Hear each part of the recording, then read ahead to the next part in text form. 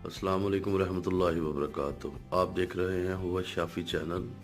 میرے اس چینل کو سبسکرائب ضرور کیجئے اور بیل آئیکن کو پریس کرنا نہ بھولیے۔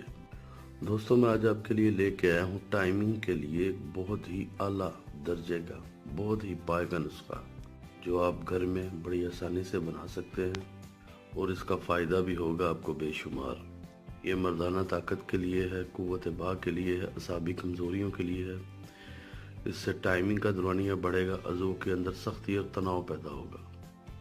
یہ نسخہ میں نے کوک شاستر کتاب ہے پنڈت کوکارام کی، اس سے میں نے یہ نسخہ پڑھا تھا اور استعمال بھی کیا، اور بعد میں کوشش کی کہ آپ لوگوں کے ساتھ شیئر کروں۔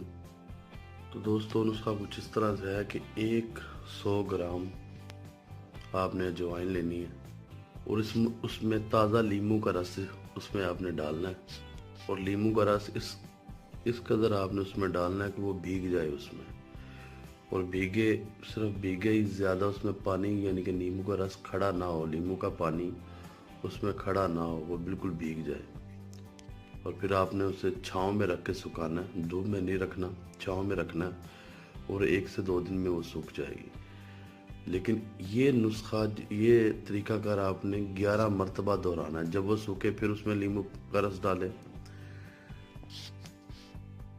اور 11 دفعہ آپ نے ایسا ہی کرنا ہے۔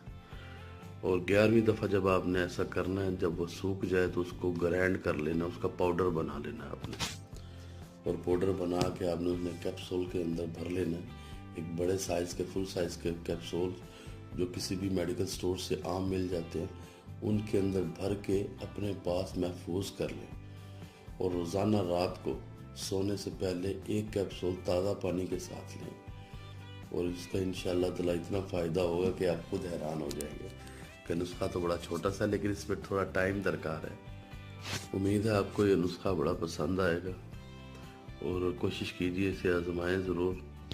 اور جو لوگ آزما نہیں سکتے، یعنی کہ وہ بنا نہیں سکتے، تو وہ میرے ساتھ رابطہ کر کے، نیچے میں ڈسکرپشن میں اپنا ای میل ایڈریس چھوڑ دوں گا، وہاں پہ وہ رابطہ کر کے منگوا بھی سکتے ہیں بذریعہ ڈاک۔ پورے پاکستان میں انہیں مل بھی جائے گا، ایسا کوئی مسئلہ نہیں۔